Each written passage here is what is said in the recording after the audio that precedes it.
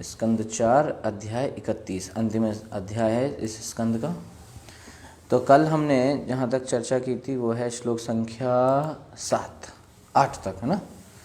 Yes, 8 तक चर्चा किया था, जिसमें परिचय तो 1 से 8 जो पहला सेक्शन है इस अध्याय का, उसमें ये चर्चा हुई थी कि प्रचेताओं ने अपना घर राजपाट सब त्याग दिया और नारद जी से मिले।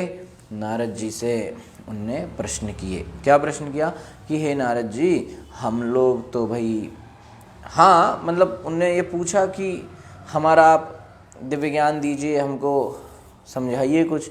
तो हो सकता है नारद जी ये कह दें कि भाई आपको तो भगवान शिव स्वयं समझाए हैं और आप स्वयं कृष्ण का दर्शन पा चुके हैं, विष्णु से मिले हुए हैं, उन्होंने भी आपको बताया है, तो आपको मैं क्या समझाऊं। तो इन्होंने पहले से ही बोल दिया कि भाई नारद जी, हमको शिव जी से भी उपदेश मिला, स्वयं अधोक्षज भगवान कृष्ण भी मिले, लेकिन उनके दिए उपदेश हम भूल गए। क्यों? क्योंकि हम गृहस्थ जीवन में ज़्यादा लगे हुए थे, उसमें खो गए थे, मतलब गृहस्थी के चक्कर में उपदेशों को भूल गए। इसलिए आप हमको अब फिर से उन ज्ञान को, उस ज्ञान को, उन उपदेशों को आप हमको दीजिए। ऐसा किसने बोला? प्रचेताओं ने। किससे बोला? नारद जी से। कि भाई नारद जी, आप तो जिस तरह से सूर्य निकलता है और जगत के अंधकार को मिटा देता है और लोगों में रात्रि की वजह से लोगों के हृदय में छाए हुए अंधकार को और डर को और भय को खत्म कर देता है, उसी तरीके से हे नारद जी, आप जैसे वैष्णव रूपी सूर्य जब किसी व्यक्ति के जीवन में आ जाते हैं तो उसके भौतिकता रूपी अज्ञान का अंधकार खत्म हो जाता है और वो निर्भय हो जाता है कि नहीं। तो हे नारद जी, आप हमको वह दिव्य ज्ञान दीजिए। ठीक है। तो इस तरीके से मैत्रेय जी ने विदुर जी को बताया कि भाई प्रचेताओं ने इस प्रकार से प्रश्न पूछे और स्वयं जो नारद जी हैं भगवान के लीलाओं में, नाम जप में, कीर्तन में इस तरीके से निरंतर लीन रहते हैं, हमेशा उनकी लीलाओं में खोए रहते हैं।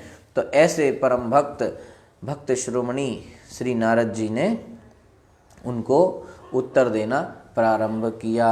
नारद जी की जय। तो 9वां श्लोक। नारद उवाच तज्जन्म तानि कर्माणि तदायुस्तन्मनो वचः निर्णामयेन हि विश्वात्मा सेव्यते हरि ईश्वरा। नारद उवाच, नारद ने कहा, तज्जन्म वही जन्म, तानि वे कर्माणि कर्म, तत् वही आयु उम्र, तत् वही मनः मन, वचः वाणी, नृणाम मनुष्यों की, ये न जिससे ही निश्चय विश्वात्मा परमात्मा सेव्यते सेवित होता है, हरि ही भगवान, ईश्वरा परम नियंता। अनुवाद एवं तात्पर्य श्रील प्रभुपाद जी के द्वारा। श्रील प्रभुपाद की जय। महर्षि नारद ने कहा,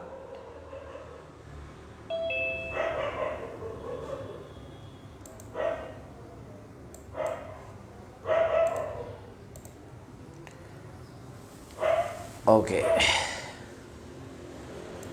महर्षि नारद ने कहा कि जब कोई जीवात्मा परम नियंता भगवान की भक्ति करने के लिए जन्म लेता है तो उसका जन्म, उसके सारे सकाम कर्म,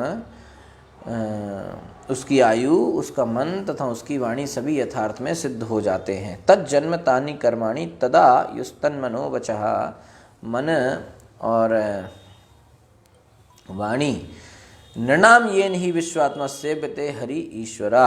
उसके सारे जो कर्म हैं, जो भी उसने पुण्य कर्म किए हैं और सब कुछ उसका जो है मन वाणी सब जो है सिद्ध हो जाते हैं। कब? जब कोई जीवात्मा परम नियंता भगवान की भक्ति करने में, विश्वात्मा भगवान की भक्ति करने के लिए जन्म लेता है। यानी कि व्यक्ति ने अगर भक्ति कर लिया जीवन में आके तो उसका सब कुछ, फिर सब कुछ सार्थक हो गया, नहीं तो सब कुछ बेकार है। निर्णाम तात्पर्य में श्रील प्रभुपाद बता रहे हैं कि इस श्लोक का निर्नाम शब्द अत्यंत महत्वपूर्ण है। मनुष्य जन्म के अतिरिक्त भी अनेक प्रकार के जन्म हैं, कई योनियां हैं, किंतु नारद मुनि यहाँ पर मनुष्य जन्म के विषय में विशेष रूप से कह रहे हैं। नरों के बारे में, मनुष्यों के बारे में कह रहे हैं। मनुष्यों में भी अनेक प्रकार के मनुष्य होते हैं। इनमें से जो मनुष्य आध्यात्मिक चेतना या कृष्ण भक्ति में प्रगति कर चुके होते हैं उनको क्या कहते हैं? उनको कहते हैं आर्य। आर्य, आर्य शब्द को समझना चाहिए कि आर्य शब्द का मतलब है जो कृष्ण भक्ति में प्रोग्रेस कर चुके हैं, है ना। दक्षिण भारत में आप जाएंगे तो हर तीसरा चौथा होटल का नाम आर्या होटल ही होता है, ठीक है। जैसे नॉर्थ इंडिया में कहीं भी आप जाएंगे हाईवे पे तो दूसरा तीसरा ढाबा छोड़ के वैष्णव ढाबा ही होता है। उसमें कुछ वैष्णव खाना नहीं मिलता लेकिन नाम वैष्णव, ऐसी वहाँ पे आर्या, आर्या होटल, है ना। तो आर्य शब्द का मतलब पता नहीं है, वैष्णव शब्द का मतलब पता नहीं है, लेकिन सब यूज होता है ना। तो कई लोग तो कहते हैं आर्य लोग यहाँ के थे ही नहीं, ऐसे भी लोग हैं। कहते हैं कि आर्यन, उन्होंने बताया आर्यन इन्वेजन थ्योरी, बोलते हैं कि आर्य लोग कहीं दूसरे जगह के थे और वो यहाँ आए, उन्होंने यहाँ पे आक्रमण किया और यहाँ पर अपना अधिकार बना लिया, तो यहाँ के है ही नहीं। यानी कि जो आर्य हैं वो यहाँ के है ही नहीं, तो हमारी सभ्यता ही नहीं है ये, ऐसा कुछ लोग बोलते हैं। तो जबकि आर्य शब्द का वास्तविक अर्थ यही है कि जो वैदिक सिद्धांतों को माने, जो कृष्ण भक्त हो, वही आर्य है ना। तो फिर वास्तविकता तो फिर यही हो गई ना कि आर्य सब यहीं के हुए, है कि नहीं। तो प्रभुपाद जी कहते हैं कि आर्य वो हैं जो कृष्ण भक्ति में, कृष्ण भावनामृत में प्रगति कर चुके हैं, है ना। इन आर्यों में से जो भी लोग भगवत भक्ति में लगे रहते हैं उनका जीवन धन्य है।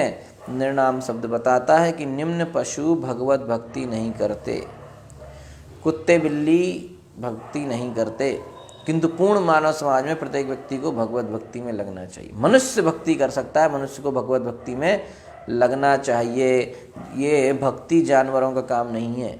एक दो स्पेशल केस अलग बात है, एक्सेप्शनल केस, है ना, गजेंद्र, है ना। तो ऐसे एक दो केस भगवान की, वो एक अलग लीला है ना।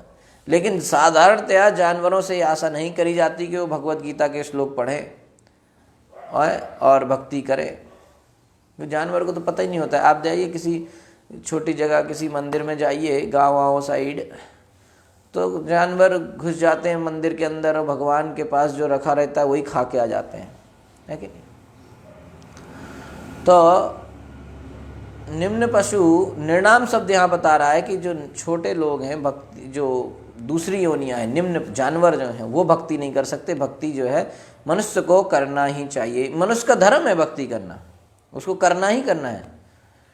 तो इसका कोई महत्व नहीं है कि वह निर्धन या धनी, कोई गरीब है, कोई अमीर है, कोई गोरा है, कोई काला है, कोई बड़े परिवार में जन्मा है, कोई छोटे परिवार में जन्मा है, इससे कोई फर्क नहीं पड़ता। भक्ति सब कोई कर सकते हैं।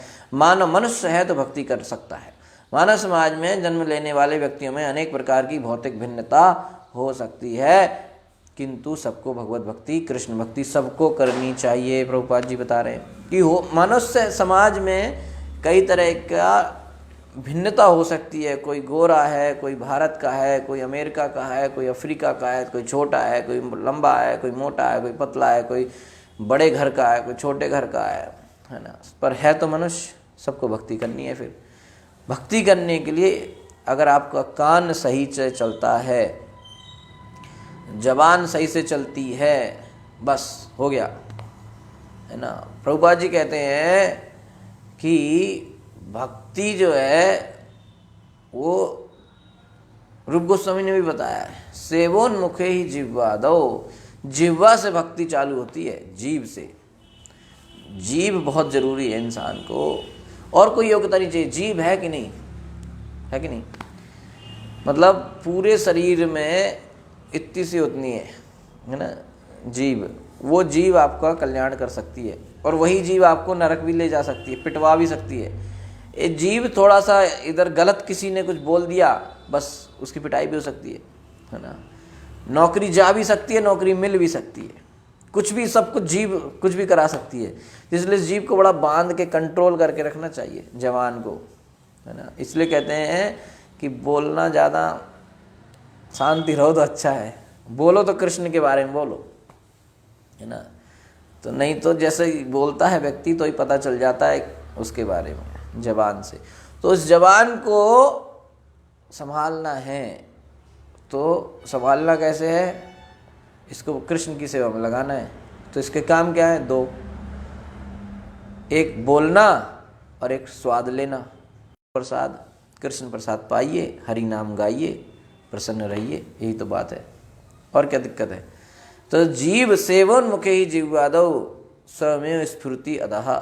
रूपा जी बता रहे हैं, रूप गोस्वामी कहते हैं कि अपने आप कृष्ण आपके सामने आ जाएंगे, स्वमेव स्फूर्ति अदह, अपने आप आपको सब कुछ पता चल जाएगा।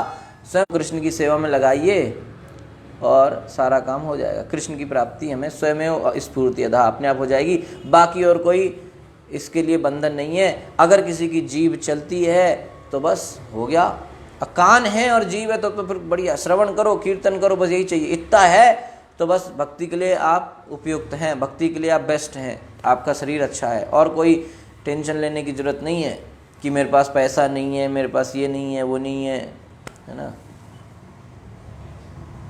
अच्छा, आगे प्रभुपाद जी बता रहे हैं कि मनुष्य समाज में कई तरह के लोग हो सकते हैं, कई तरह की विभिन्नताएं हो सकती हैं, पर सबको भक्ति करनी चाहिए।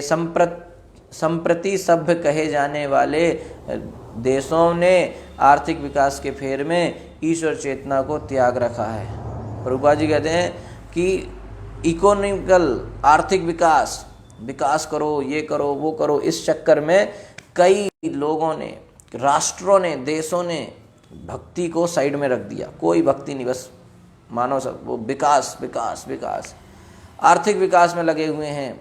आर्थिक विकास चाहिए किस लिए, समझ में नहीं आ रहा है। वे ईश्वर चेतना को विकसित करने में बिल्कुल भी रुचि नहीं रखते। पहले उनके पूर्वज धार्मिक नियमों को संपन्न करने में व्यस्त रहते थे। कोई भी हो, चाहे हिंदू हो, चाहे मुसलमान हो, चाहे बौद्ध हो, चाहे यहूदी हो, अन्य कुछ, हर एक की कोई ना कोई धार्मिक संस्था तो होती है, चाहे वो कोई हो, पर कहीं ना कहीं उनका कहीं ना कहीं कोई धार्मिक संस्था रहेगी, कोई धार्मिक कनेक्शन जरूर होता है।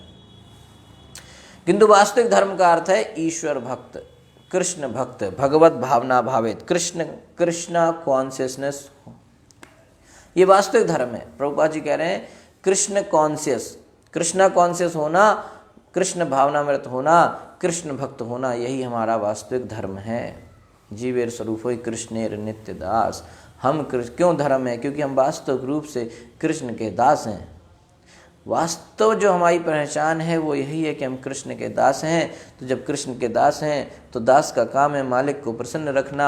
तो कृष्ण दास होने की वजह से हमारा एकमात्र काम बनता है कि हम कृष्ण की सेवा करें और कृष्ण को प्रसन्न करें। सेवा करने का मतलब होता है प्रसन्न करना, है ना।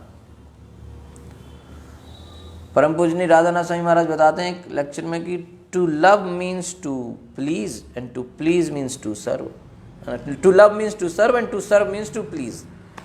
सेवा, अगर हम किसी को प्रेम करते हैं तो उसकी सेवा करना चाहिए, और सेवा करते हैं तो उसको प्रसन्न करना चाहिए। कैसे प्रसन्न करें, मतलब कि प्रभुपाद जी बताते हैं कि भाई हमको चाहिए पानी, आप दे रहे हो दूध, तो कैसे व्यक्ति प्रसन्न हो जाएगा। उसको प्यास लगी है, आप तो अपनी तरफ से सोच रहे हो कि पानी क्या है, हम दूध पिलाएंगे आपको, लेकिन उसको तो प्यास लगे, उसको तो पानी चाहिए ना। तो सेवा का मतलब कि वो कैसे प्रसन्न होता है वैसे हम सेवा करें।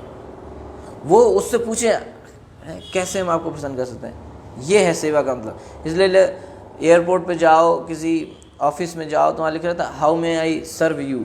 हम वो पूछते हैं आपको कैसे सेवा कर सकते हैं, अपनी तरफ से नहीं कि हम तो अपनी तरफ से कुछ कर रहे हैं। एक माता जी मिली, वो बता रही थी कि भाई हम तो सोचते हैं कि प्याज लहसुन का बड़ा अच्छा स्वाद है, तो कृष्ण क्यों नहीं खाते, कृष्ण को भी खिलाते हैं, तो भोग लगाते हैं वो प्याज लहसुन वाला। हमने अरे वाह बहुत बढ़िया क्या चल रहा है ना। तो ऐसे नहीं, कृष्णानुशीलनम भक्तिरुत्तमा, कृष्णानुशीलनम, कैसे कृष्ण की फेवर में हमें भक्ति करनी है, कैसे कृष्ण कह रहे हैं वैसे भक्ति करनी है। तो कृष्ण क्या कह रहे हैं कैसे पता चलेगा? कृष्ण क्या कह रहे हैं ये हमको पता चलेगा गुरुदेव से, क्योंकि वो प्रतिनिधि हैं। या तो हम बिल्कुल महान बन जाएं कोई, तो भैया कृष्ण स्वयं अपने सामने प्रकट हो जाएं ध्रुव महाराज जैसे, तो वैसा भी नहीं हो रहा। उन ध्रुव महाराज को भी पहले नारद जी ने बताया एटलीस्ट कि भैया ऐसे ऐसे करो, है ना। तो बिना गुरु के तो कुछ होएगा नहीं, है कि नहीं। तो गुरु कौन है? कृष्ण के प्रतिनिधि। तो वो बताएंगे कि भाई कृष्ण आपसे क्या चाहते हैं, कृष्ण आपसे कैसे प्रसन्न होंगे, है ना। तो वो प्रतिनिधि से पूछना चाहिए, अपने मन से नहीं, कुछ भी कर रहे जा रहे हैं, है कि नहीं। तो यहाँ प्रभुपाद जी कह रहे हैं कि यहाँ इसका विशेष उल्लेख है कि यदि कृष्ण भक्ति में रुचि रखी जाए तो जन्म सार्थक होता है, वही कर्म सफल है जिससे भगवान की सेवा हो सके। अगर व्यक्ति कृष्ण भक्ति में मन लगा रहा है तो उसका जन्म सिद्ध हो गया। और सबसे बढ़िया कर्म क्या है? भगवान की सेवा करे। दार्शनिक चिंतन हो या ज्ञान तभी सफल होता है जब उसे भगवान को समझने में लगाया जाए। कोई भी चीज़ हो, चाहे भौतिक चीज़ें हों, चाहे ज्ञान हो, चाहे कोई सा भी स्किल टैलेंट हो, उसकी सार्थकता तभी है जब वो कृष्ण की सेवा में लग जाए। आप अच्छा गाना गाते हैं तो वो गाना गाना तभी सार्थक है जब आप उसको कृष्ण के लिए यूज़ करें। आप अच्छा खाना पकाते हैं तो तभी सार्थक है जब आप उसको कृष्ण के लिए पकाएं।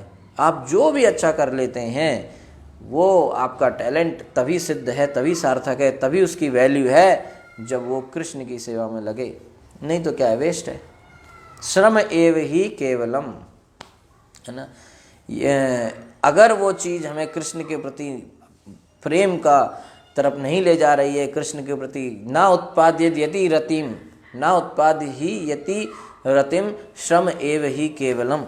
अगर वो रति कृष्ण के प्रति हमें रति आकर्षण नहीं पैदा कर रहा है, वो एक्टिविटी धर्म स्वानिष्ठता पुंसा विश्वसेन कथा सुया, माने कि वो चीज़ अगर हमको कृष्ण की तरफ नहीं खींच रही है, कृष्ण की तरफ नहीं बढ़ा रही है, तो क्या है वो? श्रम एव ही केवलम, खाली टाइम वेस्ट कर रहे हैं अपन। हमको तो लग रहा है अरे मैंने बहुत पढ़ाई कर ली, बहुत मेहनत कर ली, ये कर लिया, ये बिजनेस बना लिया, ये बना लिया, वो बना लिया, अपना क्रीम लगा लगा के बहुत सुंदर हो गया मैं, और पता नहीं बॉडी बना लिया, इतना मोटा डोले बना लिए, सब कर लिया। कृष्ण के प्रति प्रेम हुआ क्या? ये जो आपने किया इससे कृष्ण के प्रति आकर्षण हुआ क्या?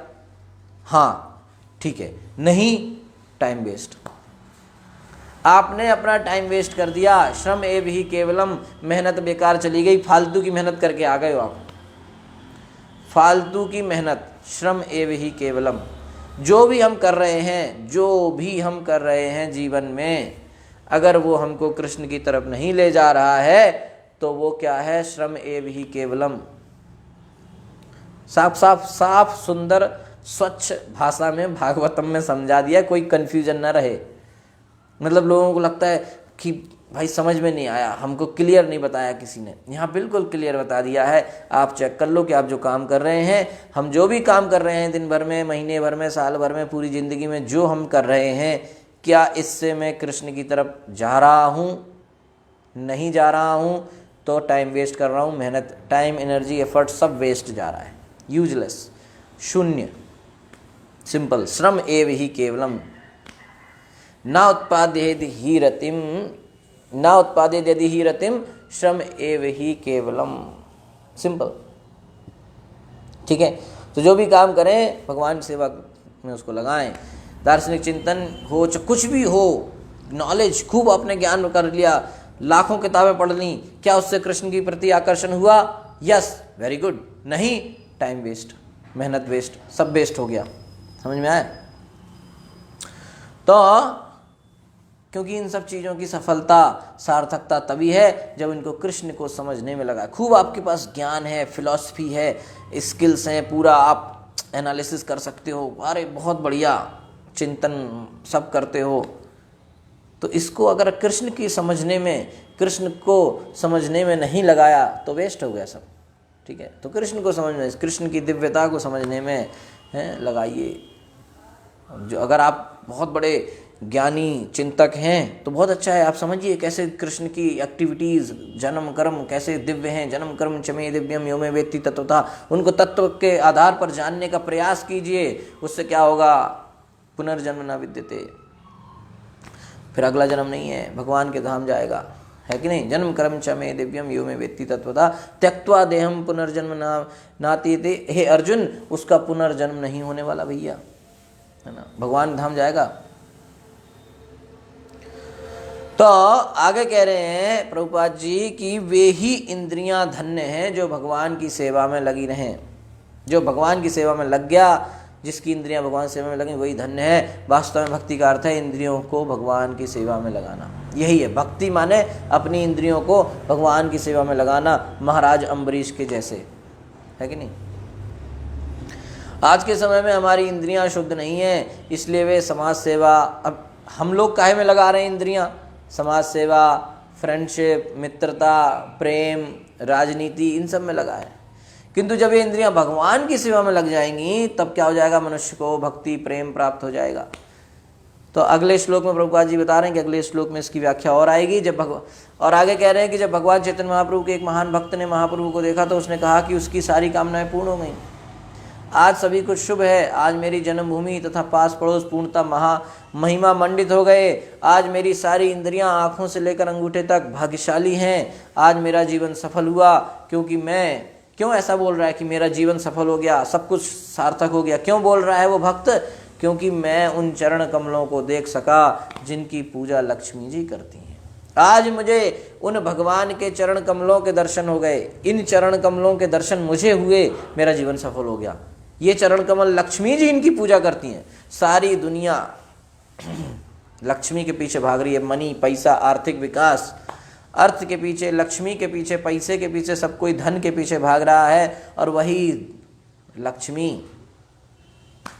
कृष्ण की पूजा करती हैं, कृष्ण के चरणों की पूजा करती हैं। लक्ष्मी सहस्त्र संभ्रम सेव्यमानम, लक्ष्मी जी 1000 रूप लेके वैकुंठ में सेवा कर रही हैं कृष्ण को। कृष्ण का आकर्षण अपनी तरफ खींच रही हैं, कृष्ण को अपनी तरफ आकर्षित करना चाहती हैं। 1000 लक्ष्मी बन के झाड़ू लगाती हैं वैकुंठ में। तो क्या बहुत गंदगी है वैकुंठ में? नहीं, वैकुंठ में तो बिल्कुल चिंतामणि है, वहाँ पे सब स्वच्छ है। लेकिन लक्ष्मी जी फिर भी वहाँ झाड़ू लगा रही हैं ताकि कहीं कृष्ण का आकर्षण, कृष्ण का ध्यान मेरी तरफ आ जाए कि ये कौन झाड़ू लगा रहा है। और एक हाथ से झाड़ू लगा रही हैं, एक हाथ से कमल घुमा रही हैं कि झाड़ू से नहीं तो कमल से आकर्षित हो, कैसे भी करके मेरी तरफ एक बार देख तो लें। ये है स्थिति। इस तरह से लक्ष्मी स्वयं जिन कृष्ण को अपनी तरफ आकर्षित करने का प्रयास कर रही हैं, उनके चरणों की वंदना कर रही हैं, हमेशा उनके चरणों को दबाती रहती हैं।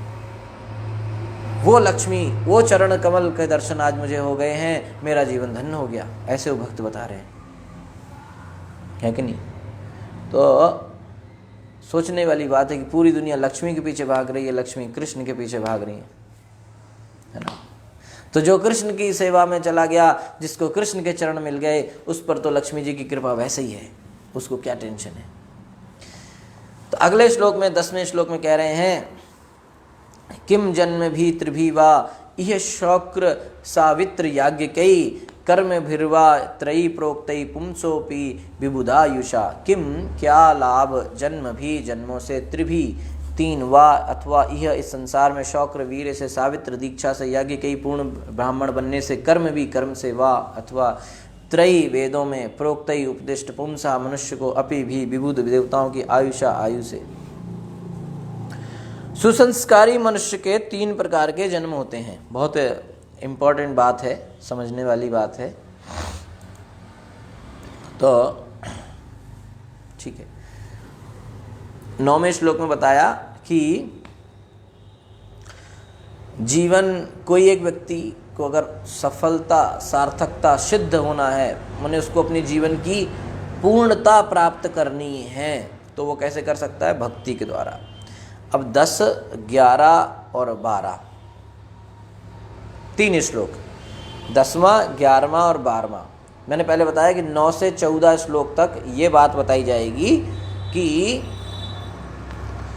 भक्ति सारे विधियों का जो लक्ष्य है, वो सारी आध्यात्मिक विधियों का जो लक्ष्य है वो क्या है? भक्ति, प्रेम भक्ति, है ना। और ये पूरा 9 से 14 तक ये समझाया जा रहा है। तो 9वें में क्या बताया कि जो है अगर किसी को पूर्णता प्राप्त करनी है तो भक्ति से ही कर सकता है। अब 10, 11, 12 3 श्लोकों में बताएंगे कि बाकी की जो प्रोसेस हैं वो वेस्ट हैं, यूजलेस हैं, बिना भक्ति के। कुछ भी कर रहा है व्यक्ति, अगर उसमें भक्ति नहीं है तो वो वेस्ट है, यूजलेस है, कोई काम की नहीं है। ये 3 श्लोक में समझाया जाएगा, ठीक है।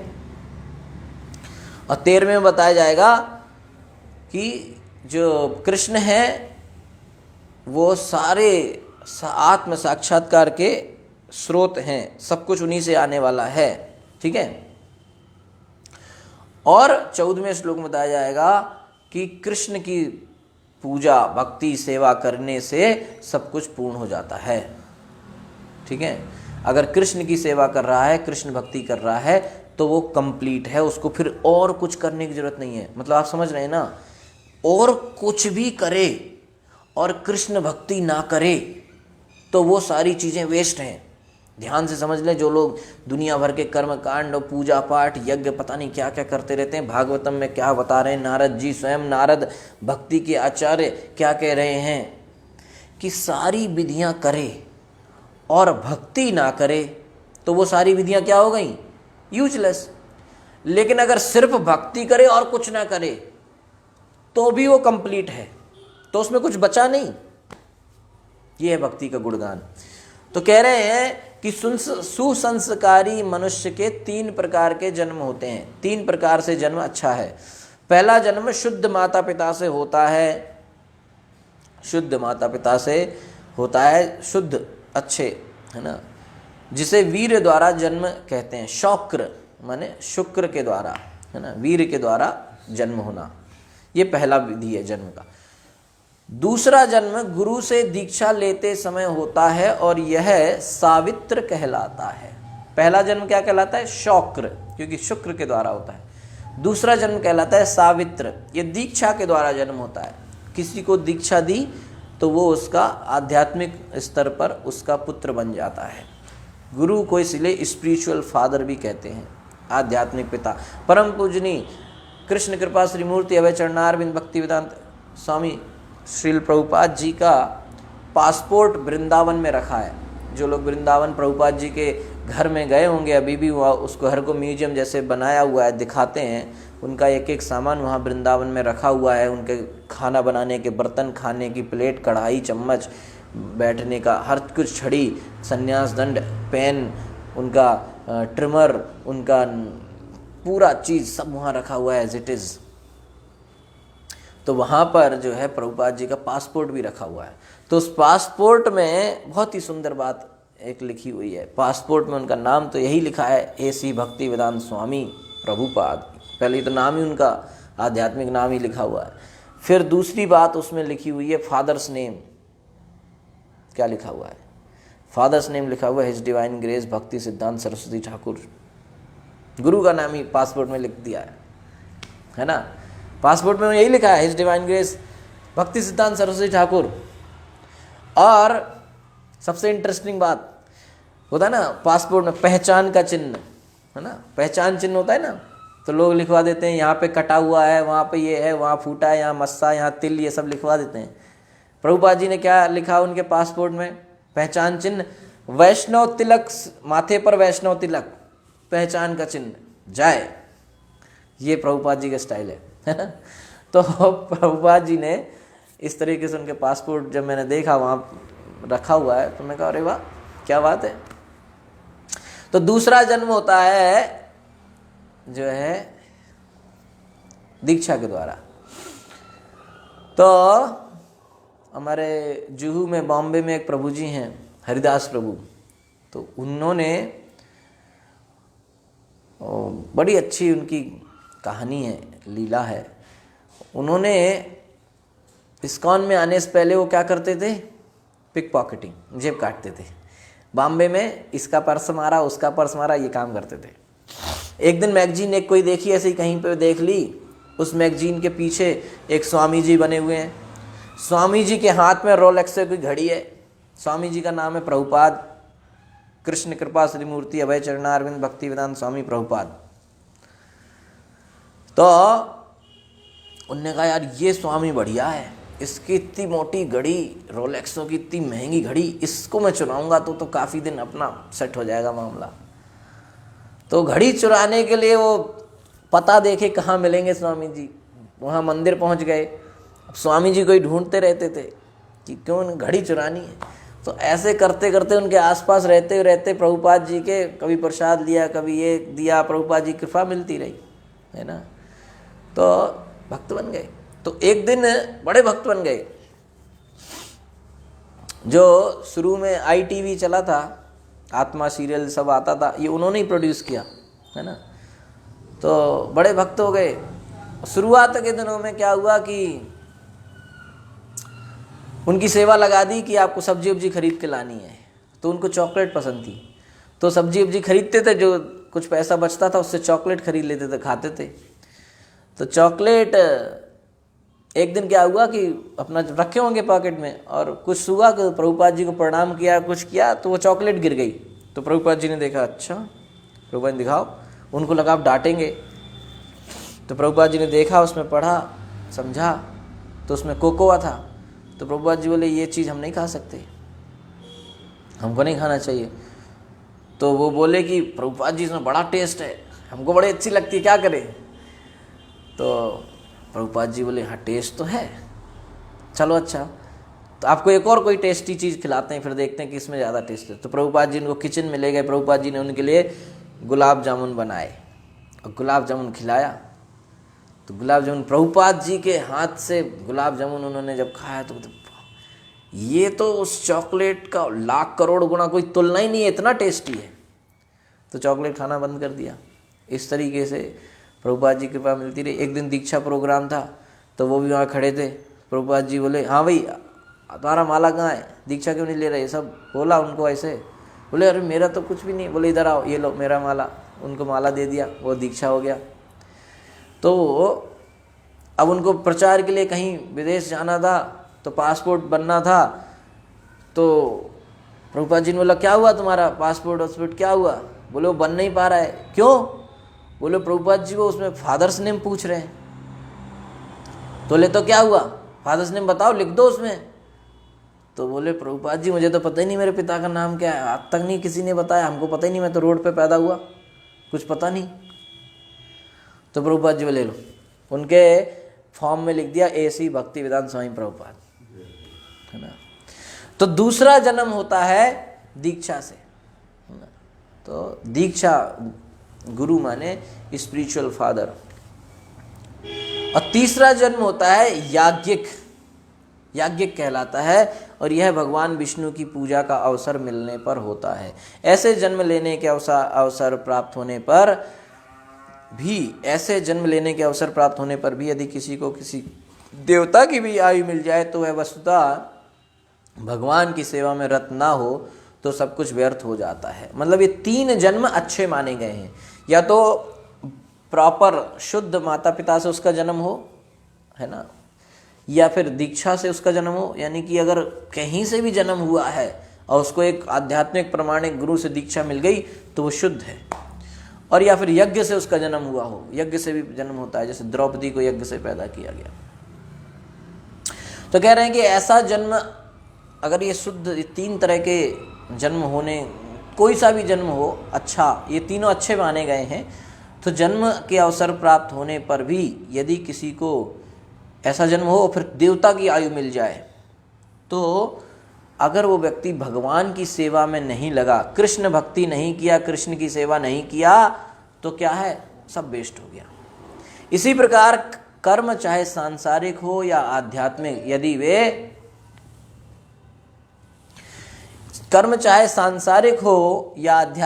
यदि वे भगवान को प्रसन्न करने हेतु ना हो तो वे व्यर्थ हैं। चाहे कुछ भी कर्म हो, अगर वो भगवान, मतलब कि आप बहुत अच्छे कुल में जन्म हुआ है, कृष्ण भक्ति नहीं करते, वेस्ट हो गया। ये है सीधी सीधी बात। आपको बहुत लंबा जीवन है, कृष्ण भक्ति नहीं करते, वेस्ट हो गया। बहुत अच्छे कर्म किए, सब कुछ किया, कोई दुनिया भर की प्रोसेस करते रहते हैं, पर कृष्ण भक्ति नहीं है उसमें, वेस्ट हो गया। तात्पर्य, शौक्र जन्म शब्द का अर्थ है वीरपात से जन्म लेना। ठीक है, अब ध्यान से समझने वाली बात आ रही है। तो पशु भी इस प्रकार जन्म ले सकते हैं, जानवर के भी जन्म ऐसे ही होता है वीर के द्वारा, किंतु वैदिक सभ्यता के अनुसार शौक्र जन्म में से जन्मे मनुष्य में सुधार लाया जा सकता है। जन्म मतलब उसका कुछ किया जा सकता है। जन्म लेने के पूर्व अथवा माता पिता के संपर्क के पूर्व गर्भाधान संस्कार होता है,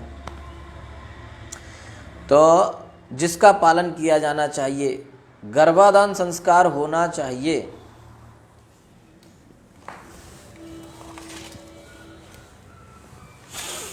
एक सेकेंड,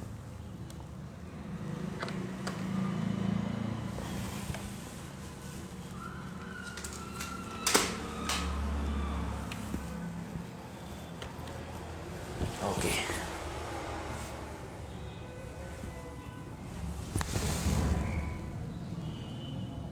ठीक है, बैटरी का इश्यू है। ओके, तो कह रहे हैं प्रभुपाद जी की गर्भाधान संस्कार होना चाहिए विवाह मतलब माता पिता के संपर्क से पहले, है ना। अगर गर्भाधान संस्कार नहीं हुआ है तो फिर वो वैदिक नहीं है। इसलिए ज़्यादा जन्म से तो वैसे भी सभी शूद्र हैं, जन्मना जायते शूद्रा, है ना। संस्कार भवेत द्विज, संस्कार होने से द्विज कहलाएगा, शास्त्र अध्ययन करने से विप्र कहलाएगा, संस्कार होने से द्विज कहलाएगा। और ब्रह्म जानाति इति ब्राह्मण, ब्रह्म को जान गया तो ब्राह्मण कहलाएगा। तो जन्म से ब्राह्मण नहीं होगा, जन्म से सारे शूद्र होते हैं। और जन्म कैसे, जन्म भी शुद्ध होना चाहिए। शुद्ध जन्म का मतलब गर्भाधान संस्कार से हो। गर्भाधान संस्कार ये चीज क्या है पता ही नहीं। शादी सबको करनी है, सभी शादी करते हैं, सभी बच्चे करते हैं, गर्भाधान संस्कार क्या है पता ही नहीं है कि नहीं। तो जिस चीज के बारे में पता ही नहीं है, उसका प्लस माइनस भी नहीं पता है, वो करे जा रहे हैं, तो इससे नुकसान जो होगा वो कौन झेलेगा? बच्चा झेलेगा या माता पिता झेलेगा? बोले माता पिता अक्सर जो है बच्चे को दोष देते हैं। अरे कैसा बच्चा है ये, मेरी बात ही नहीं सुनता, इतना गुस्सा इसको आता है, इतना नाराज रहता है, इतना शैतान है, पढ़ने में बिल्कुल बुद्धि खत्म है ना, मंद बुद्धि है। गलती किसकी? संस्कार किए ही नहीं आपने। जब गर्भाधान संस्कार होता है तो प्रॉपर आत्मा भगवान, जब संस्कार होगा, संस्कार माने बहुत अच्छी चीज है, शुद्ध है, नाम ही संस्कार। तो जब गर्भाधान संस्कार होगा तो कोई अच्छी आत्मा, अच्छे कर्मों वाली आत्मा आपके बच्चे के रूप में जन्म लेगी। और अगर इंद्रिय भोग की चेतना से हमने जो किया है तो कोई राक्षस पैदा हो जाएगा। इसका उदाहरण है भागवतम में दिति और कश्यप। वहां पर इंद्रिय भोग की इच्छा से मिलन किया गया तो हिरण्यकश्यपु और हिरण्याक्ष जैसे भयानक दो राक्षसों का जन्म हो गया। दिति के गर्भ में दो राक्षस आ गए। बाद में दिति को समझ में आया कि भाई गलती बहुत बड़ी हो चुकी है यहाँ पर, है कि नहीं। तो इसलिए गर्भाधान संस्कार बहुत जरूरी है। गर्भाधान संस्कार में कृष्ण को जो है भक्ति करते हैं। कृष्ण की कृपा से हमें एक कृष्ण भक्त घर में जन्म ले, ऐसी प्रार्थना होती है ना। तो कृष्ण चेतना माने कि वो एक संस्कार है ना। तो जिस तरीके से विवाह संस्कार है, 16 संस्कारों में पहला संस्कार गर्भाधान संस्कार, और अंतिम संस्कार है ना। तो पहला संस्कार बच्चे के लिए माता पिता करेंगे, अंतिम संस्कार व्यक्ति के लिए उसका बच्चा करेगा। बराबर हो गया ना हिसाब। एक संस्कार आपका आपके माता पिता ने किया और एक संस्कार बच्चा करेगा, है ना। तो पहला जन्म से पहले एक संस्कार है, मरने के बाद एक संस्कार है। तो मरने से बाद वाले को अंत्येष्टि बोलते हैं, लेकिन चूंकि वो लास्ट है इसलिए उसको लास्ट भी बोल देते हैं, अंतिम संस्कार। तो गर्भाधान संस्कार बहुत जरूरी है, क्योंकि अगर गर्भाधान संस्कार प्रॉपरली किया गया है तो एक अच्छा कृष्ण भक्ति आपके घर में जन्म होगा, टेंशन ही नहीं, वो पहले से ही भक्त है कि नहीं। तो गुरु से आज्ञा लेनी चाहिए प्रॉपर कि हम गर्भाधान संस्कार करने जा रहे हैं। गुरु एक समय बताएंगे, एक मुहूर्त होता है, जैसे विवाह का मुहूर्त निकलता है ऐसा उसके भी मुहूर्त निकलेगा, वो मुहूर्त करेंगे, है ना। तो सुबह सुबह से मंगला आरती करेंगे। उस दिन जिस दिन गर्भाधान संस्कार का मुहूर्त है उस दिन सुबह मंगला आरती होएगी, पूरा कीर्तन होगा, जपा करो पहले, ठीक है। उसके बाद वैष्णवों को बुलाइए, कथा कीजिए, कीर्तन कीजिए, वैष्णवों को प्रसाद दीजिए, है ना, भरपेट उनको प्रसाद खिलाइए, उनका प्लेट साफ कीजिए, उनके चरण स्पर्श कीजिए, उनका आशीर्वाद लीजिए, उनका जो महाप्रसाद है प्लेट में से बचा हुआ उसको ग्रहण कीजिए। इसके साथ साथ प्रभुपाद जी ने नियम दिया है कि हस्बैंड और वाइफ, पति और पत्नी दोनों अलग अलग जो है कम से कम 50 माला करो। और इतना करने के बाद जो है पति पत्नी मिलन होता है, तो फिर वो जो चेतना जो है पूरी दिन भर से कृष्ण भक्ति चल रही है, 50 माला और प्लस 16 माला, इतनी सारी माला कर डाली हैं, इतना कीर्तन हो गया है, कथा हो गया है, वैष्णव सारे इतने वैष्णव घर में आए, उन्होंने कीर्तन किया, उन्होंने आशीर्वाद दिया, उन वैष्णवों का प्रसाद हमने पाया, उनका हमने सेवा किया, चरण दबाए, उनके प्लेट साफ किए। तो इस जब दिव्य चेतना के साथ जब कोई संस्कार होता है, कोई काम होता है, तो उसे ही संस्कार कहते हैं। और जब वो होता है तो कोई कृष्ण भक्त ही जन्म लेता है। अब उनको पता ही नहीं है कि संस्कार क्या है, पहली बात। नंबर 1 संस्कार ही नहीं पता, दूसरी बात गर्भाधान संस्कार तो सुना ही नहीं आज तक, होता क्या है, ऐसी कोई चीज है क्या। इंद्रिय भोग के उद्देश्य से सारा काम करते हैं और पता नहीं, कुछ पता भी नहीं चलता कब गर्भ आ गया। कुछ गर्भाधान माने प्रॉपरली प्लान तरीके से गर्भ का धारण कराना, वो एक संस्कार है। अभी पता नहीं चल रहा व्यक्ति को कुछ क्या चल क्या रहा है जीवन में, कौन सी आत्मा आ गई, कोई भूत प्रेत आ गया क्या गर्भ में। जब इंद्रिय भोग की चेतना से उस तरह से जानवरों के जैसे जब हम होगा तो फिर जानवर ही आएगा गर्भ में, कोई राक्षस आएगा। दिति के गर्भ में हिरण्यकश्यपु हिरण्याक्ष इसीलिए तो आए, और हिरण्याक्ष और हिरण्यकश्यपु ने पूरी दुनिया में तबाही मचा दी। तो ऐसे खतरनाक बच्चे ही पैदा हो रहे हैं आजकल, कोई ढंग के बच्चे नहीं पैदा हो रहे। तो इसी को कहते हैं वर्ण संकर, फालतू के बच्चे पैदा हो जा रहे हैं, हमारी बात ही नहीं सुनते। तो इस तरीके से गर्भाधान संस्कार का पालन करना चाहिए। ये संस्कार उच्च जातियों के लिए, विशेष रूप से ब्राह्मणों के लिए तो बहुत जरूरी है, संस्तुत है। शास्त्रों का कथन है कि यदि उच्च जातियां गर्भाधान संस्कार का पालन नहीं करती तो सारा वंश शूद्र बन जाता है। अगर गर्भाधान संस्कार नहीं किया गया है तो बस सब शूद्र हैं। फिर ये भी कहा गया है कि इस कलयुग में गर्भाधान संस्कार ना होने से प्रत्येक व्यक्ति शूद्र होता है। कोई गर्भाधान संस्कार तो करता नहीं, आपने कभी सुना? विवाह संस्कार का तो भले इनविटेशन कार्ड आता है, कभी गर्भाधान संस्कार का सुना कि भैया उनके घर में आज नामकरण का भी सुन लेंगे, है ना, कि आज उनके बच्चे के नामकरण का संस्कार है, चलो भैया। कोई अन्नप्राशन, पहली बार अन्न खिलाने का भी कुछ लोग करते हैं, है ना। और कौन कौन से संस्कार करते हैं भैया आजकल, अभी जो बच्चे हैं छोटे मोटे। एक अंतिम संस्कार तो सब करते हैं, जन्म संस्कार भी हो गया, है ना।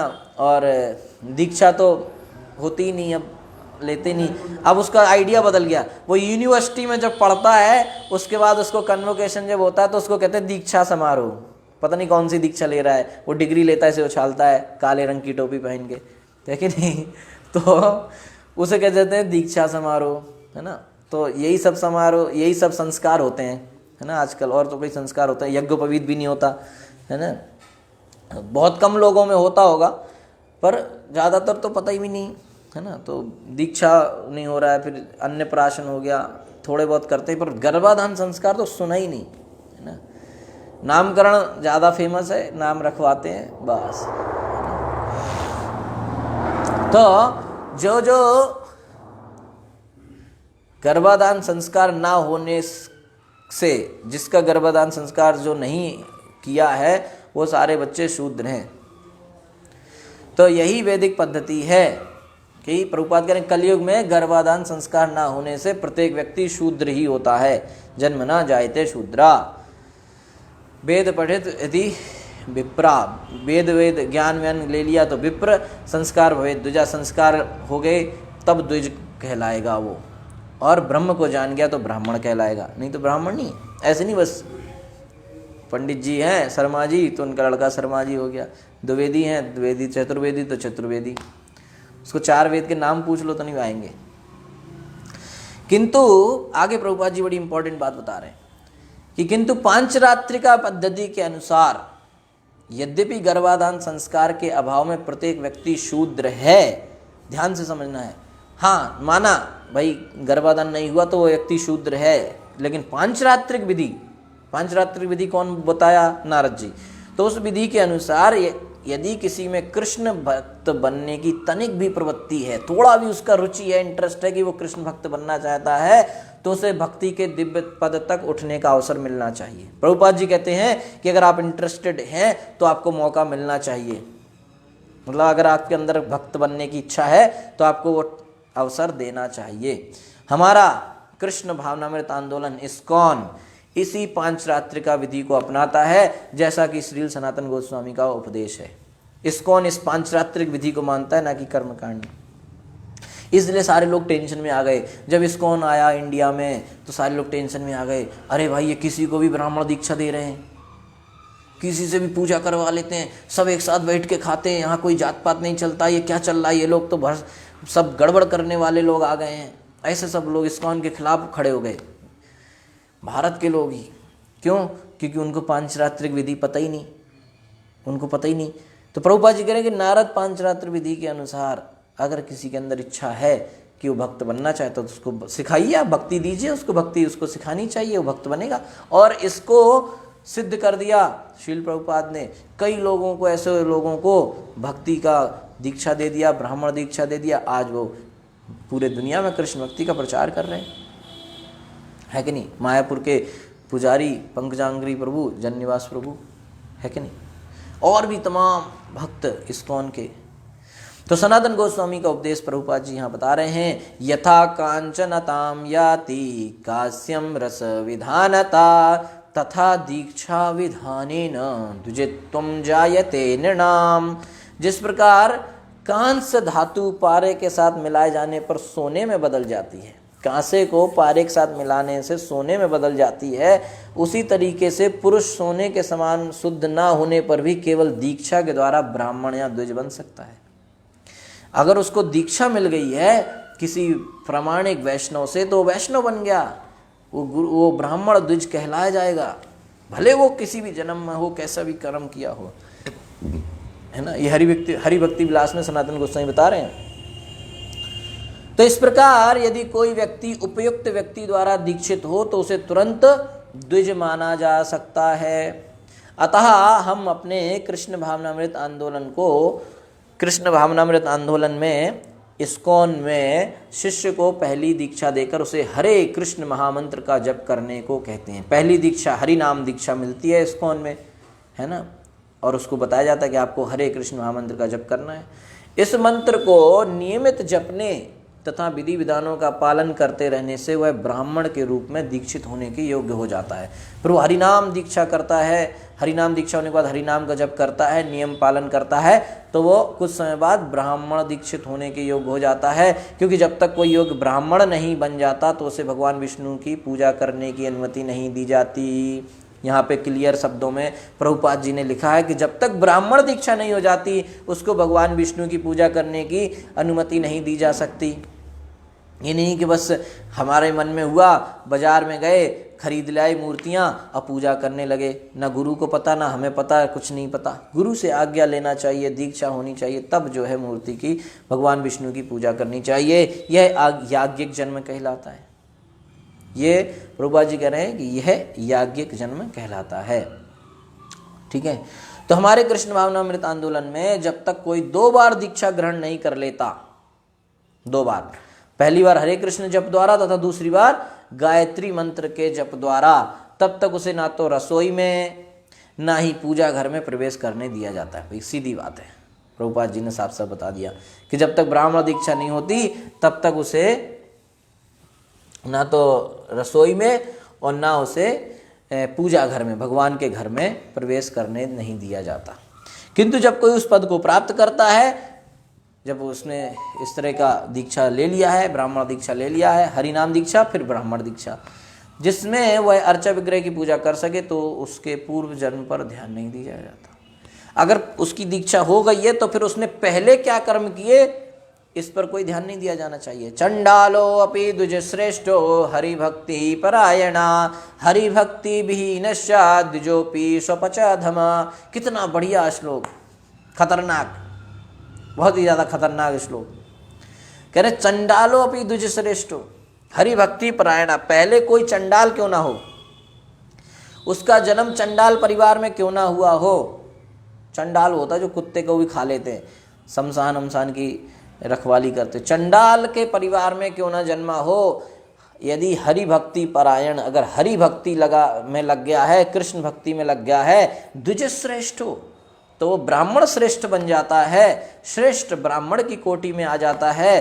किंतु यदि हरि भक्ति विहीनश्चा द्विजोपि, किंतु यदि ब्राह्मण होकर भी, द्विजोपि द्विज होकर ब्राह्मण होकर भी हरि भक्ति विहीनश्चा, हरि भक्ति नहीं करता है, हरि भक्ति से शून्य है, तो स्वपचो अधमा, तो वह अधम स्वपच के समान होता है, कुत्ता खाने वाले के समान होता है। मतलब ब्राह्मण के परिवार में क्यों नहीं जन्मा है, लेकिन कृष्ण भक्ति नहीं करता है, तो वो चंडाल है, कुत्ता खाने वाले के, स्वपच कुत्ता खाने वाले के समान उसकी कैटेगरी हो गई है।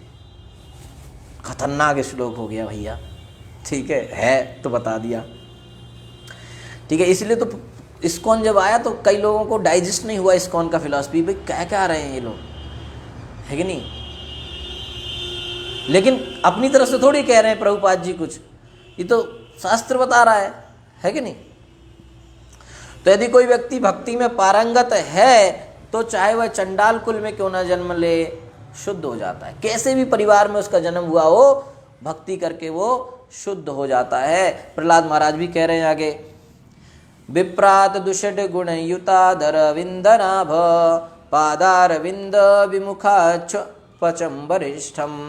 यदि कोई ब्राह्मण हो और समस्त ब्राह्मण गुणों से युक्त हो, यदि वह भगवान की पूजा करने से विमुख होता है तो वह अधम समझा जाता है। सब कुछ बढ़िया करता है, कृष्ण भक्ति नहीं करता तो क्या फायदा उसका, अधम है। किंतु यदि कोई मनुष्य भगवान की सेवा में आसक्त रहता है, दिन रात भगवान की सेवा करता रहता है, तो वह महिमा मंडित होता है, भले ही चंडाल कुल में क्यों ना जन्मा हो।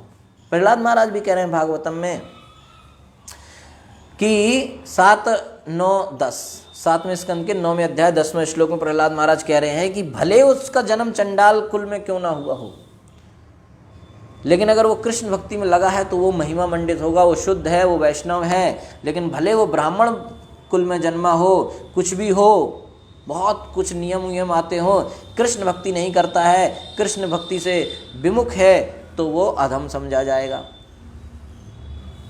तो मतलब चंडाल कुल में जन्मा हो पर कृष्ण भक्ति में लगा है, आसक्त है, पूरी तरह से भक्ति कर रहा है, तो शुद्ध है निसंदेह। ऐसा चंडाल ना केवल स्वयं को, और आगे कह रहे हैं कि ऐसा चंडाल ना केवल स्वयं को बल्कि अपने पुरखों को भी तार देता है। अपना तो कल्याण करेगा ही, अपने वंश का भी कर देगा। कई लोगों को टेंशन रहती है कि मैं भक्ति कर रहा हूँ, पता नहीं मेरे माता पिता का कल्याण होगा कि नहीं होगा, उनके पुरखों का कल्याण होगा कि नहीं, पितरों का। कई लोग पितृ पूजा करते हैं ना, कृष्ण भक्ति कर रहे, पितृ पूजा नहीं कर रहे, पितरों का कल्याण। कृष्ण भक्ति कोइले सर्वकृत होए, कुछ नहीं बचा करने को। कृष्ण भक्ति जिसने कर ली उसको करने के बाद फिर कुछ बचा नहीं, उसकी तो 21 पीढ़ियां तर जाएंगी। माता पिता का क्या है, अकेले यही माता पिता नहीं, कई पिछले जन्म के माता पिता, सबका कल्याण हो जाएगा कृष्ण भक्ति करने से। इसलिए कृष्ण मनुष्य जन्म मिला है तो पूरी तरीके से दे देना चाहिए कृष्ण भक्ति को। एक जन्म है ना, एक जन्म। किसी ने अपने गुरु से पूछा कि भाई हम क्या करें आपके लिए, कुछ देना चाहते हैं। तो उनके गुरु महाराज ने कहा बस छोटी सी चीज चाहिए। क्या? ये जन्म दे दे, बस ये जन्म दे दे। बोले हैं ये तो पूरा जन्म मांग ले। पूरा जन्म नहीं मांगा, लाखों करोड़ों अरबों वर्षों से तू भौतिक जगत में है, एक जन्म ही तो मांगा, यही जन्म दे दे बस। बोला नहीं अब अगला जन्म दे दूंगा। बोला तूने पिछले जन्म में यही प्रॉमिस किया था, अब दे दे। तो एक जन्म कृष्ण के लिए देने में क्या जा रहा है? इतने लाखों करोड़ों अरबों जन्मों में हमने इंद्रिय भोग तो किया, और क्या किया? काम सुख ही तो लिया है इतने जन्मों में। कितने जन्मों में माता पिता थे, कितने जन्मों में पति पत्नी बने, क्या क्या नहीं किया, सब इंद्रिय सुख मजे ही तो लिए हैं। एक जन्म कृष्ण को दे दे, क्या दिक्कत है? तो नहीं, तो फिर कैसे होगा, है ना। तो अगर उसने भक्ति कर ली तो कैसे भी कुल में उसका जन्म हुआ हो, वो अपने पुरखों तक को सबको उतार देगा, सबका कल्याण कर देगा। भक्ति के बिना गर्वीला ब्राह्मण अपना भी उद्धार नहीं कर सकता, उसका परिवार तो दूर। और ऐसा ब्राह्मण जिसको बड़ा घमंड है कि मैं ब्राह्मण हूँ, लेकिन कृष्ण भक्ति नहीं करता, उसका खुद का कल्याण नहीं होने वाला, परिवार का क्या करेगा। तो शास्त्रों में ऐसे कई उदाहरण मिलते हैं जहाँ ये देखा जाता है कि ब्राह्मण भी क्षत्रिय, वैश्य, शूद्र तथा म्लेच्छ तक बन गए। ऐसे उदाहरण हैं कि ब्राह्मण से उसका पतन हुआ और क्षत्रिय बना, या फिर वैश्य बना, या फिर शूद्र बना, या फिर म्लेच्छ ही बन गया। और ऐसे भी अनेक उदाहरण हैं जहाँ पे क्षत्रिय, वैश्य या नीचे के कुल वाले लोग उत्पन्न व्यक्ति 18 वर्ष की अवस्था पा लेने पर व्यक्ति दीक्षा के द्वारा ब्राह्मण पद को प्राप्त कर सकता है। ऐसे उदाहरण हैं कि बस प्रभुपाद जी लिख रहे हैं कि 18 साल हो जाए ब्राह्मण दीक्षा ले ले, कोई दिक्कत नहीं, ठीक है, चाहे वो किसी भी कुल का हो। प्रभुपाद जी ने किया है ऐसा, कई किसी भी कुल का, वो देख रहे हैं कि बस नियम अच्छे कर रहा है, भक्ति में मन है, ये लो। इसलिए नारद मुनि कहते हैं भागवतम में 7वें स्कंद के 11वें अध्याय 35वें श्लोक में, यस्य लक्षणम प्रोक्तम पुंसो वर्णाभिव्यंजकम यदन्यत्रापि दृश्येत तत्तेनैव विनिर्दिशेत। ये तथ्य नहीं है कि ब्राह्मण कुल में उत्पन्न व्यक्ति अपने आप ब्राह्मण हो जाता है, ये सत्य बात नहीं है, ये फैक्ट नहीं है, ऐसा नहीं होता। उसके ब्राह्मण बनने का अच्छा अवसर रहता है, किंतु जब तक वह ब्राह्मण गुणों को पूरा नहीं कर लेता उसे ब्राह्मण नहीं स्वीकार किया जा सकता। उसका मौका है, उसको चांस अच्छा मिला है कि वो ब्राह्मण बन सकता है। ब्राह्मण ही बनेगा, ब्राह्मण है ये गारंटी नहीं है, पर बन सकता है। डॉक्टर के घर में पैदा हुआ है तो चांस है कि वो अच्छा डॉक्टर बनेगा, लेकिन गारंटी नहीं है। आप उससे सर्जरी नहीं करवा सकते, बोले अरे इसके पिताजी बहुत अच्छे न्यूरो सर्जन थे, अब इसी से करवा लो। क्यों? अरे इनके पिताजी, है ना, वो पता नहीं वो खोपड़ी खोल देगा लेकिन बंद नहीं कर पाएगा, है कि नहीं। तो इसलिए चांस है कि वो बन सकता है ना, चांस है कि वो बन सकता है। किसी के कोई आईपीएस है तो गारंटी है कि उसका बेटा आईपीएस ही बनेगा, चांस है कि बन सकता है। ऐसे ही अगर ब्राह्मण घर में जन्मा है तो चांस है कि वो अच्छा ब्राह्मण बन सकता है, लेकिन अगर उसने वो गुण नहीं अर्जित किए तो नहीं है, उसको नहीं स्वीकार कर सकते ऐसे ब्राह्मण। आगे बता रहे हैं कि दूसरी ओर, ये तो एक साइड है, दूसरी साइड यदि किसी शूद्र व्यक्ति में भी ब्राह्मण गुण पाए जाते हैं तो उसे तुरंत ही ब्राह्मण के रूप में स्वीकार कर लेना चाहिए। इसकी पुष्टि के लिए भागवत, महाभारत, भरद्वाज संहिता, पंचरात्र तथा अन्य अनेक शास्त्रों में उदाहरण मिलते हैं। ठीक है, आगे के तात्पर्य में प्रभुपाद जी कह रहे हैं कि जहाँ तक अभी अनुवाद में एक बात आई थी ना कि देवताओं की आयु भी मिल जाए तो भी वेस्ट है अगर कृष्ण भक्ति नहीं करी। तो देवताओं की आयु का अभी 2 दिन पहले भी चर्चा हुआ था। तो देवताओं की आयु का जहाँ तक प्रश्न है, ब्रह्मा जी के संबंध में बताया जा रहा है भगवद गीता के 8वें अध्याय के 17वें श्लोक में, सहस्त्र युग पर्यंतम महर यद ब्राह्मणो विदुहु रात्रिम युग सहस्त्रांता ते हारो रात्र विदो जना। ब्रह्मा का एक दिन चतुर्युगों से 1000 गुना बड़ा होता है। 43,20,000 साल ये ब्रह्मा जी का दिन है। ब्रह्मा की एक रात भी इसी तरह होती है। ब्रह्मा के ऐसे दिन रात वाले 100 वर्षों तक ब्रह्मा जी जीवित रहते हैं, है कि नहीं। 43,20,000 साल का ब्रह्मा जी का दिन है और इतनी बड़ी रात है।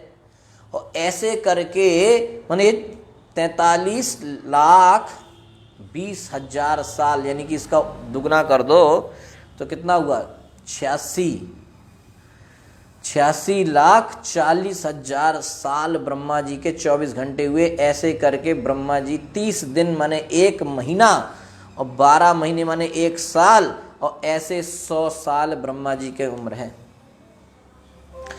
ठीक है। विबुधायुषा शब्द, तो ब्रह्मा ऐसे दिन रात वाले 100 वर्षों तक जीवित रहते हैं। विबुधायुषा शब्द सूचित करता है कि यदि किसी को दीर्घ आयु भी प्राप्त हो, बड़ा लंबा जीवन है, ब्रह्मा जी बराबर जीवन जी लिया, लेकिन कृष्ण भक्ति नहीं करी तो क्या फायदा, बेकार हो गया। तो यदि किसी को दीर्घ आयु प्राप्त भी हो, किंतु यदि वह कृष्ण भक्त नहीं है तो उसका जीवन क्या हो गया, वेस्ट हो गया। बड़ा लंबा जीवन जिया, लोग कहते हैं अरे बड़ी लंबी उम्र है, 100 साल जिया, 500 साल जिया, अरे ब्रह्मा की उम्र भर जी ले, लेकिन कृष्ण भक्ति नहीं किया तो उसका जीवन वेस्ट हो गया। जीवात्मा परमेश्वर का शाश्वत सेवक है, कृष्ण भक्त, कृष्ण जीवेर स्वरूप होए, कृष्णेर नित्य दास, कृष्ण जो का दास, हमारा जीव का, हमारा जो है वास्तविक स्वरूप, वास्तविक पहचान है कि हम कृष्ण के दास हैं। और जब तक हम कृष्ण की सेवा नहीं करते, जब तक हम कृष्ण भक्ति नहीं करते, तो हमारी आयु कितनी लंबी हो, हमारा जन्म कितने भी अच्छे परिवार में हो, कितने भी अच्छे हमने पुण्य काम करे हों, सब कुछ वेस्ट हैं। सिंपल। कृष्ण भक्ति नहीं किया, सब वेस्ट हो गया। कृष्ण भक्ति कर लिया और कुछ नहीं किया, तब भी परफेक्ट है। कृष्ण भक्ति कैले सर्वकृत्य होए। कई लोग लगे हैं अपने समाज को प्रसन्न करने में, देश को प्रसन्न करने में, परिवार, रिश्तेदार, माता पिता, पता नहीं किस किस को प्रसन्न करने में लगे हुए हैं, कृष्ण भक्ति नहीं कर रहे हैं, सब वेस्ट होने वाला है। और जो कृष्ण भक्ति कर रहा है उसने किसी को भी कुछ नहीं किया, तब भी वो परफेक्ट है। हरे कृष्णा।